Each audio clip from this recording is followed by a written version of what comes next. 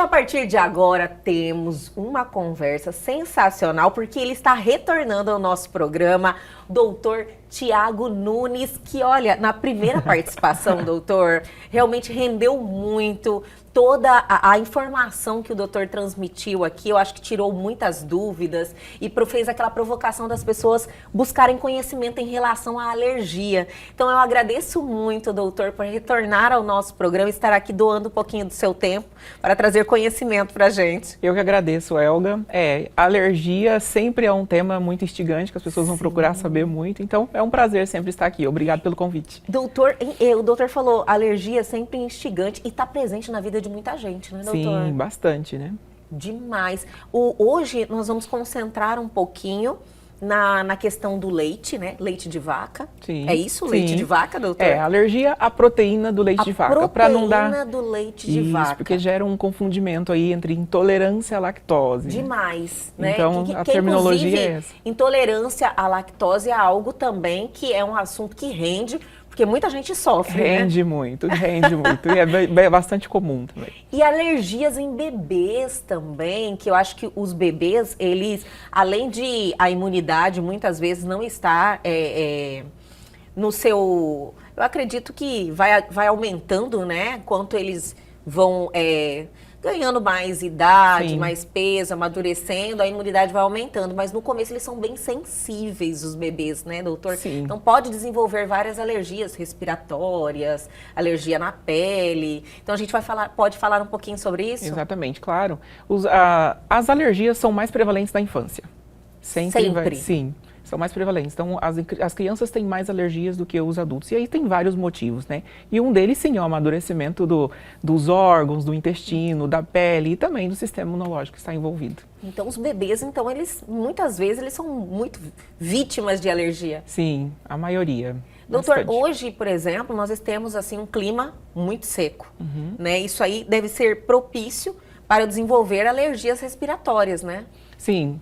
Climas muito secos, pode variar de acordo com a alergia e a época do ano, né? Sério? Sim, climas muito secos, às vezes é aquele muito úmido, porque às vezes a pessoa é sensível ao mofo, então já é mais umidade, aos ácaros da poeira já é na época mais de seco, né? Aquelas pessoas que têm sensibilização ou alergia aos pólens já na época mais da primavera, então isso varia um pouco. As pessoas precisam estar assim, bem ligadas à época do ano, Exatamente. Então, porque muitas vezes você nem sabe o que está acontecendo, né? Exatamente. Você fala, nossa senhora, porque existem vários testes para você identificar sim. qual que você reage, mas poucas pessoas ainda fazem esses testes, né? É essencial fazer os testes porque rinite e asma alérgica, um exemplo comum, é diferente você ter uma rinite alérgica ou não.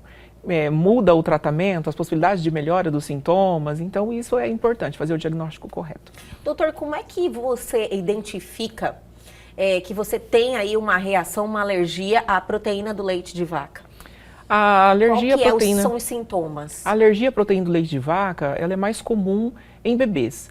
Nos primeiros meses de vida, assim que começa a amamentação. Então, nós temos aí vários tipos, não é só um tipo de alergia à proteína do leite de vaca. Então, é diferente de acordo com a idade, tá? Então, a mais comum é quando o bebê começa a se amamentar, né? Que a mãe consome a proteína do leite de vaca e passa essa proteína... Então, é a alimentação da mãe? Sim, e passa através do leite materno. Eu ia perguntar para o doutor, falei, doutor, são as mães que não conseguem amamentar? Não. Então, no caso, a mãe que tem que se policiar com isso. Exatamente. É assim, não tem que ter medo, porque não é a maioria das crianças que vai ter esse tipo de alergia, tá? E ela também não é um tipo de alergia benéfica, maléfica, né? Tipo, que vai alterar... dar anafilaxia na criança, poder ter risco de vida, não. A alergia que é geralmente em bebês, né, recém-nascidos, se chama proctocolite.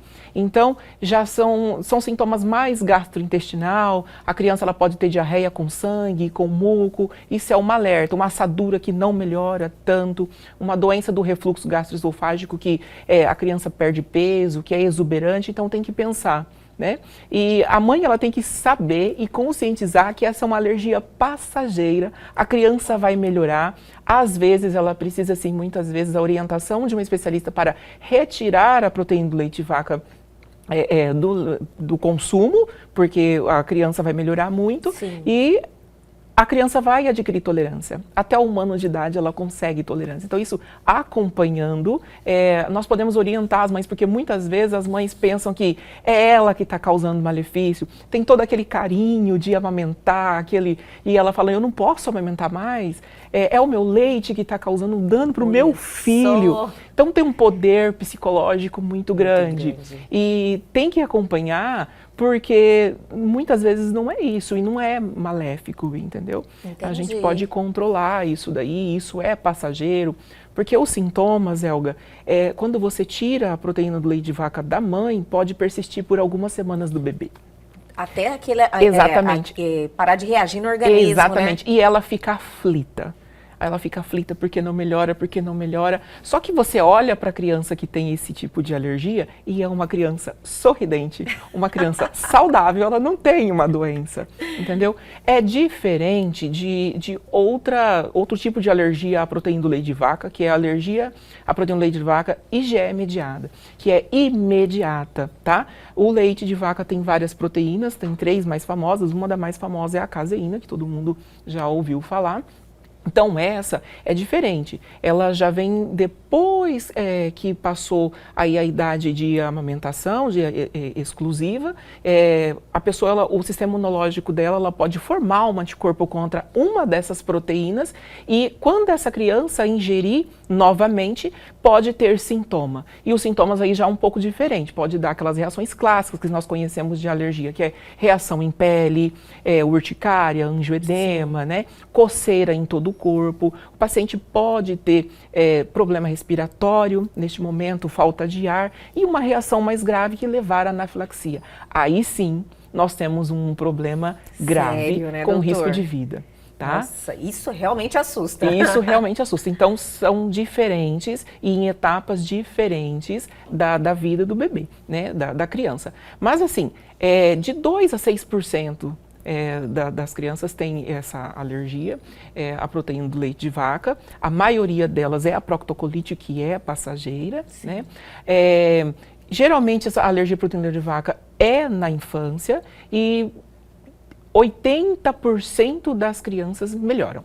Olha que não vai ter mais boa. Alergia. E em segmento, com especialistas, de saber quando dar o leite de novo, qual é o melhor momento de fazer alguma coisa por essa alergia, se ela vai passar, se ela é persistente, o que fazer. É bom esse acompanhamento, porque muitas vezes a criança não vai melhorar sozinha e precisa de um incentivo.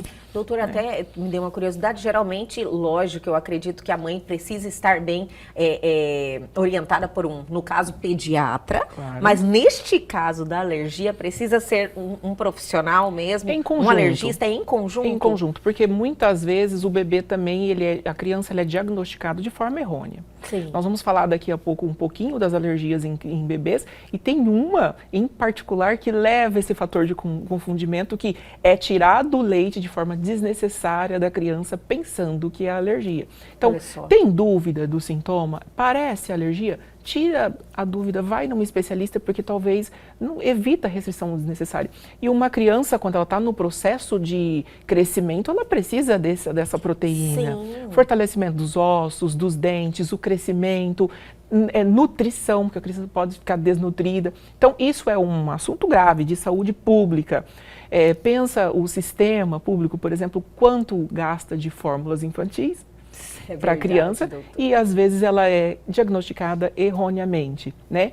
E um detalhe, às vezes a criança ela não era alérgica, ela ficou muito tempo sem o contato da proteína do leite de vaca, então o seu sistema imunológico, ele esquece dessa proteína, e aí você consome de novo, aí você se torna alérgico. Nossa, aí que vem a reação. Exatamente, então é grave a não avaliação. Você vê que precisa de realmente você estar bem orientado por profissionais, né, sim. doutor? O doutor falou que nós vamos abordar os tipos de alergias em bebês. Sim. Podemos falar sobre isso? Podemos. Mas eu pedi para o doutor segurar um pouquinho, eu vou chamar o intervalo, mas é bem rapidinho, o tempinho da água. A gente já volta.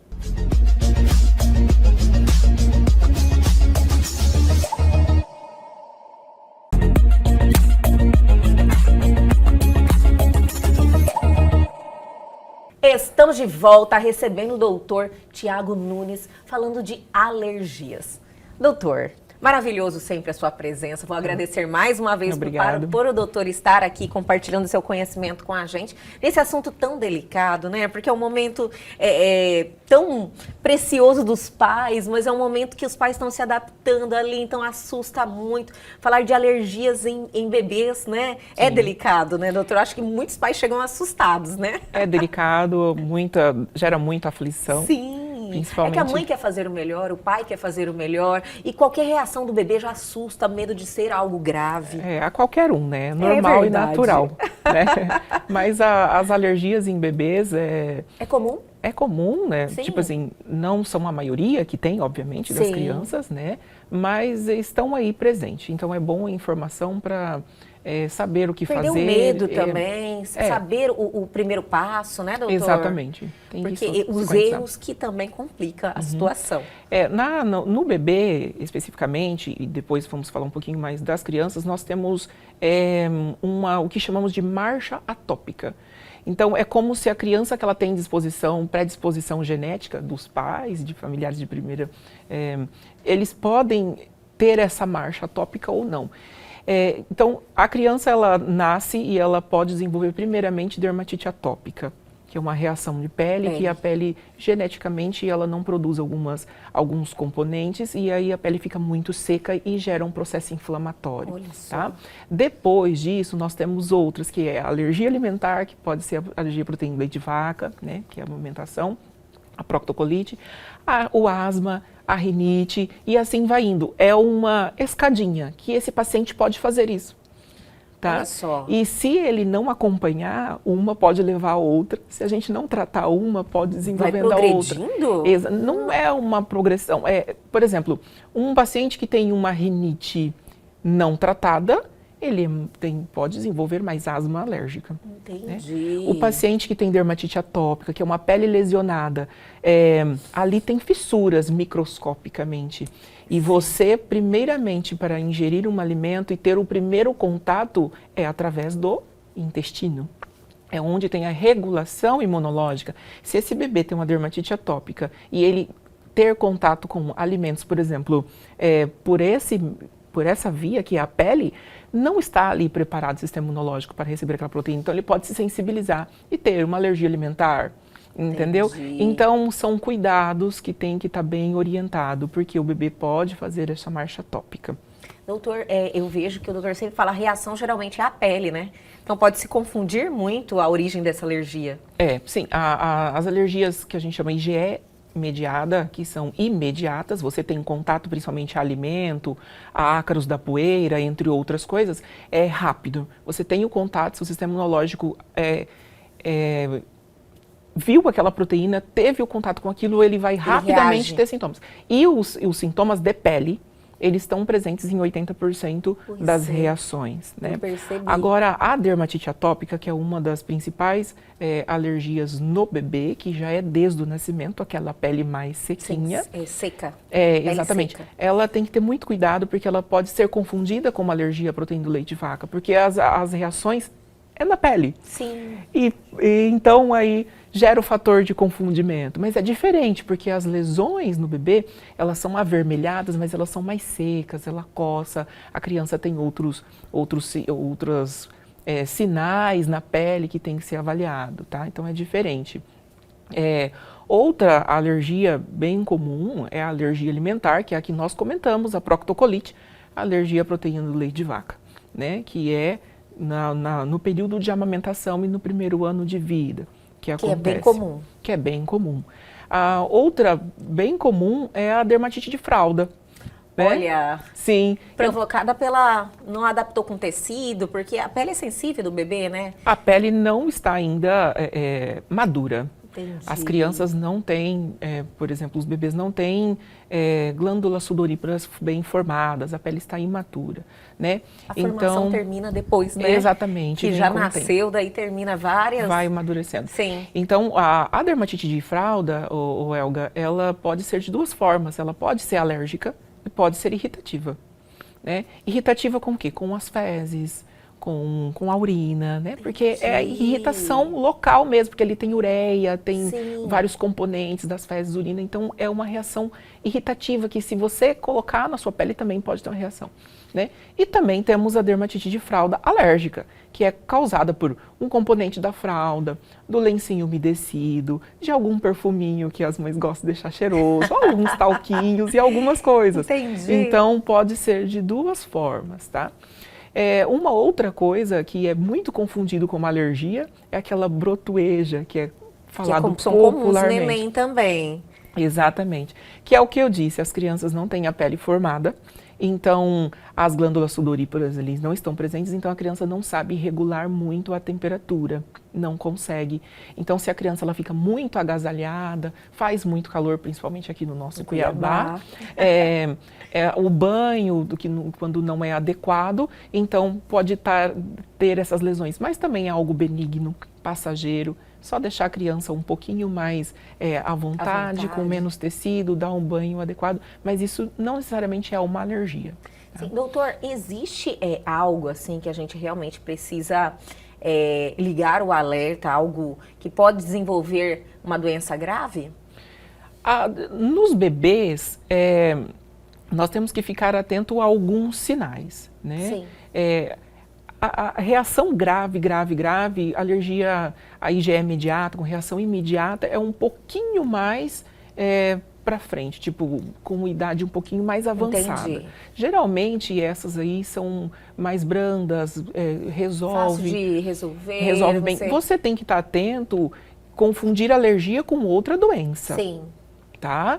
Aí você tem que ver, por exemplo, a proctocolite. É uma criança que emagrece? Não é comum. Né? É uma criança que está perdendo muito peso, ela está desnutrida, tem infecções junto, teve reação a uma vacina ou alguma coisa, então não é uma alergia. Entendi. Deve estar emascarado ou alguma coisa, né? Então, é esses cuidados que a gente tem que ter, porque nem tudo é alergia. É mais na confusão. Nem tudo é alergia. Entendi. Pode ser outra coisa. Entendi. Então, as mães, quando falar que realmente é uma alergia, não precisa também ficar tão assustadas, né? É só buscar um profissional, tomar as providências, fazer aí, seguir as orientações desse profissional, que o caso ele resolve, não existe nada assim. As alergias mais graves, que são as imediatas, com risco de anafilaxia, você vai perceber com a introdução alimentar. Entendi. Porque é neste momento que vai começar a apresentar os alimentos e as proteínas ao bebê, à criança. Né? Então, as que têm risco mesmo de vida são um pouquinho mais a partir dos 6 anos da introdução. E isso vai durar a vida toda também, essas? Não. Não? Não. 80% das crianças melhoram. Olha que maravilha. Então, na infância, geralmente vai melhorando com o tempo. Obviamente que hoje em dia temos alergias alimentares mais persistentes, mais graves, que nós, especialistas, temos que atuar de forma mais ativa para melhorar.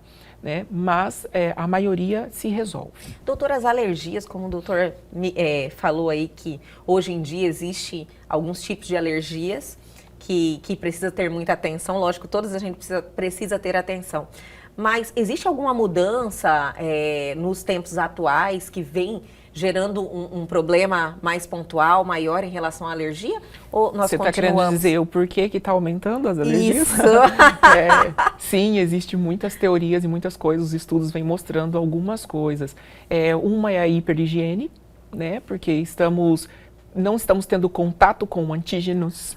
Então não está sendo apresentado ao nosso sistema imunológico para ele ter força contra aquilo. Entendi. Né? Então essa higiene está sendo prejudicial. Sim, exatamente. Os alimentos muito manipulados, não tem a microbiota, os micro-organismos que foi colhido direto do campo, sem venenos. Então chega ali muito bonitinho, alterado geneticamente. Tem proteínas novas ali que não tínhamos, que o nosso sistema imunológico pode se sensibilizar, né? Isso pode acontecer. É diferente você pegar uma fruta que foi totalmente manipulada do que você ir lá num sítio, no pé de goiaba, pegar a goiaba e comer.